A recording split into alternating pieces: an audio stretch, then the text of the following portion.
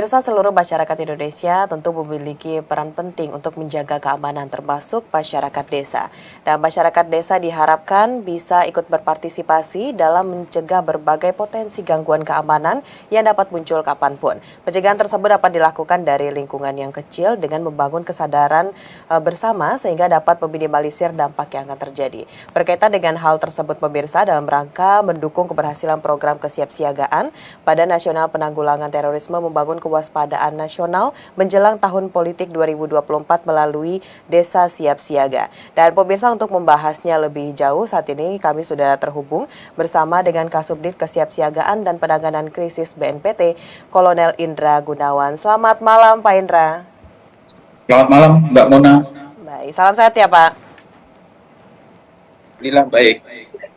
Pak Indra, ini jelang penyelenggaraan Pemilu 2024, BNPT sebagai lembaga yang menjalankan tugas di bidang keamanan. Nah, di sini kita ingin mengetahui, Pak Indra, apa saja upaya yang dilakukan oleh BNPT dalam mendukung kesiapan pemerintah Indonesia untuk mewujudkan pemilu yang aman dan damai pada tahun 2024 mendatang, Pak? Ya, terima kasih Mbak Mona. Yang pertama tentunya sesuai dengan fungsi BNPT yang ada dalam Undang-Undang Nomor 5 Tahun 2018, kemudian PP 77 Tahun 2019, fungsi dari BNPT adalah untuk melaksanakan pencegahan. Sehingga pencegahan yang dilakukan dalam rangka mendukung keamanan terciptanya damai dalam pemilu tahun 2024, yaitu yang pertama melaksanakan pencegahan di media sosial. Pencegahan di media sosial, bagaimana kita melaksanakan kontra terhadap narasi-narasi negatif yang bertentangan dengan Pancasila dan undang-undang yang dapat memecah belah dari persatuan dan kesatuan. Kita melaksanakan pencegahan di media sosial. Kemudian yang kedua, kita monitoring, pengawasan terhadap kelompok-kelompok ataupun individu radikal terorisme yang berkembang di masyarakat. Jadi BNPT melalui unit intelijennya melaksanakan pengawasan, monitoring pergerakan kemana, apakah ada hal-hal yang nantinya menimbulkan perpecahan, menimbulkan aksi-aksi yang lebih dengan situasi yang sudah kondusif saat ini. Nah, itu dilaksanakan monitoring. Kemudian yang ketiga, melalui Desa Siap Siaga sendiri memberikan pemahaman, peningkatan kemampuan, keterampilan kepada masyarakat.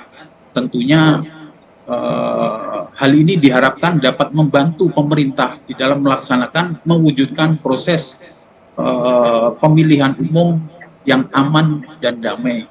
Hal-hal yang bertentangan dengan ideologi, dengan kearifan lokal kita, budaya kita, kita berikan pengetahuan kepada masyarakat sehingga masyarakat mengerti dan akhirnya tercipta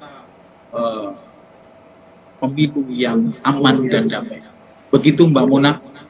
Baik, Pak Indra, ini terkait dengan Desa Siap Siaga tersebut, sejauh ini sudah seperti apa hal atau persiapan yang dilakukan oleh BNPT untuk bisa menyukseskan program tersebut, Pak? Nah, terkait dengan program Desa Siap Siaga, target untuk tahun 2023 sebenarnya ini 5 wilayah yang kita intervensi secara langsung. Jadi ada 4 desa dan 1 kelurahan, diantaranya adalah Kabupaten Serang, Banten, kemudian Kabupaten Mojokerto, kemudian ada Sukabumi, Kabupaten Sukabumi, ada Kelurahan Penatoi di Bima, Nusa Tenggara Barat, dan 1 lagi yang ada di Pringsewu. Sudah 2 desa yang kita intervensi. Kita awali dengan pengukuran indeks kesadaran masyarakat di awal, kemudian kita intervensi dan kita ukur ulang di akhirnya ada peningkatan signifikan tentang kesadaran masyarakat, terutama dalam rangka pencegahan radikal terorisme.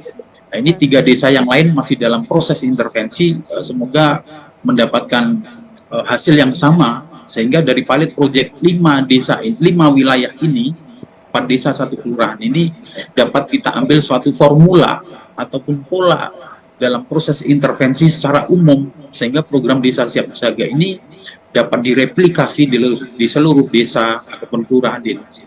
Demikian, Mbak. Nah, Baik, untuk memperlancar program dari BNPT tersebut, Desa Siap Siaga, tentunya kita juga membutuhkan kerjasama dengan pihak lain sebelum langsung pada masyarakat yang ada di desa tersebut. Pak Indra, sejauh ini seperti apa kerjasama yang kita lakukan dengan berbagai pihak lainnya untuk bisa menyukseskan program tersebut, Pak Indra? ya, betul. Tentunya dalam proses penanggulangan intoleransi, kemudian radikal, ekstrim, terorisme ini tidak bisa dilaksanakan secara sendiri maupun dilaksanakan oleh semua stakeholder, tetapi secara parsial-parsial. Tentunya ini kami harapkan bisa bekerja sama, bersinergi, sehingga dalam proses implementasi program masing-masing kementerian, lembaga, instansi dalam framing yang sama, yaitu desa siap siaga, sehingga ini menjadi kekuatan tersendiri untuk mencegah, menangkal intoleransi radikal terorisme. Adapun beberapa kementerian yang kami sudah berkomunikasi, yang pertama adalah Kementerian Desa dengan pemanfaatan pendamping lokal desa, ada sekitar 35.000 jumlah pendamping lokal desa se-Indonesia. Kemudian ada Badan Amil Zakat, Basnas, dengan pemanfaatan dana umat untuk membantu meningkatkan kesejahteraan masyarakat. Kemudian ada Kemendagri dan lain sebagainya yang masih kita upayakan untuk selalu berkomunikasi. Gitu, Mbak Mona. Baik, lalu nanti pada saat melakukan menjalankan program Desa Siap Siaga ini, Pak Indra, hal apa yang akan ditekankan oleh BNPT? Mungkin dari segi masyarakat harus mengetahui tanda-tanda awal dari radikalisme, atau bagaimana cara masyarakat melaporkan kepada pemerintah apabila melihat aktivitas yang mencurigakan. Nah, ini detailnya seperti apa, Pak? Ya, ini sudah berbicara teknis, Mbak Mona. Jadi dalam proses pembentukan desa siap siaga, kita awali dulu dari penyusunan pembentukan organisasinya. Jadi kepala desa selaku penanggung jawab menentukan enabler ataupun penggerak desa, di mana fungsi dari penggerak desa ini sangat vital.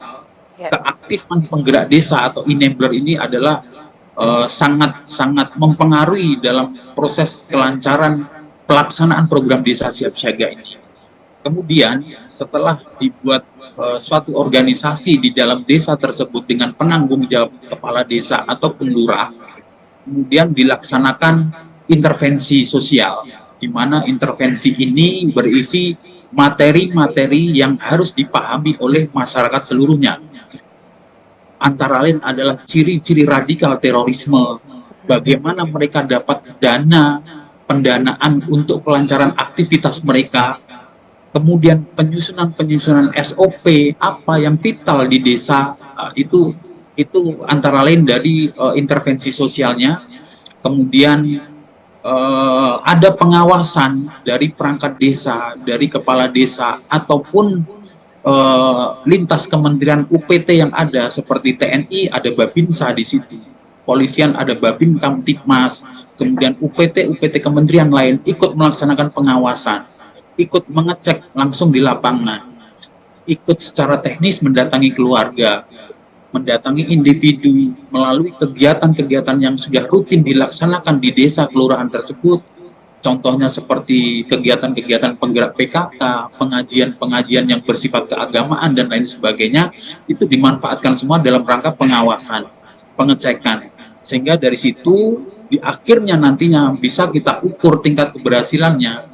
Jadi indeks kesadaran masyarakatnya, harapan kami dengan proses tersebut meningkat dengan sendirinya. Di ujungnya, desa itu mempunyai mata dan telinga sendiri, mampu melaksanakan cegah dini, deteksi dini untuk keamanan wilayahnya. Begitu, Mbak Mona. Baik, itu adalah hal-hal yang akan diprioritaskan oleh BNPT untuk bisa menyukseskan nantinya program dari Desa Siap Siaga. Baik, Pak Indra, ini masih berkaitan dengan upaya dari BNPT untuk bisa mensosialisasikan pada masyarakat terkait dengan radikalisme. Ini mengingat masyarakat Indonesia majemuk, Pak Indra. Ini bagaimana kita melakukan sosialisasi untuk memberikan satu pemahaman kepada masyarakat, terlebih dalam bidang digitalisasi, Pak? Ya, kemajemukan pasti di desa, di kelurahan, selain kemajemukan adalah perbedaan suku, perbedaan agama, dan lain sebagainya. Terlepas dari itu, ada perbedaan era dari era tahun 70, 80 sampai dengan generasi sekarang. Jadi intervensi melalui media sosial tetap kita laksanakan untuk bagi generasi yang saat ini sangat asik dengan media sosial. Kemudian dialog interaktif dengan berbagai tokoh generasi-generasi yang sebelumnya kita lakukan. Kemudian pelibatan pemuda di dalam struktur organisasi penggerak desa kita libatkan, sehingga dari berbagai kemajemukan ini dapat kita wadahi bersama sehingga menjadi satu kekuatan persatuan yang kuat untuk mewujudkan desa siap siaga ini. Baik, terakhir mungkin bisa disampaikan juga Pak Indra seperti apa pesannya kepada masyarakat untuk bisa menjaga pemilu tahun 2024 ini agar menjadi pemilu yang damai juga, Pak. Baik, tentunya harapan kami secara umum dalam menyambut pesta demokrasi yang tidak lama lagi akan kita laksanakan. Yang pertama adalah seluruh masyarakat Indonesia agar menggunakan hak pilihnya secara aktif, karena satu suara kita menentukan calon pemimpin ke depan nantinya. Kemudian yang kedua adalah kita harus pandai-pandai, pintar-pintar untuk menilai suatu berita, bahwa berita tersebut benar atau salah, saring sebelum di-sharing. Kemudian yang ketiga adalah beda pilihan adalah hal yang biasa, tidak diperuncing untuk menjadi perbedaan, sehingga itu menjadi kekuatan untuk menuju pemilu Indonesia 2024 aman dan damai. Gitu Mbak Mona harapan kami. Baik, tentunya BNPT untuk bisa mewujudkan pemilu yang aman dan damai tahun 2024 melakukan program Desa Siap Siaga dan juga untuk menangkal paham radikalisme pada pemilu 2024. Pak Indra, terima kasih banyak sudah berdialog dalam Kominfo Newsroom kali ini. Kita harapkan program yang dicanangkan oleh BNPT tersebut bisa berjalan dengan lancar. Selamat melanjutkan aktivitas Pak Indra, selamat malam. Terima kasih Mbak Mona, selamat malam. Baik pemirsa, itulah dialog kita bersama dengan Kasubdit Kesiapsiagaan dan Penanganan Krisis BNPT, Kolonel Indra Gunawan. Usai jeda pariwara, kami akan kembali dengan informasi lainnya. Tetaplah bersama Kominfo Newsroom.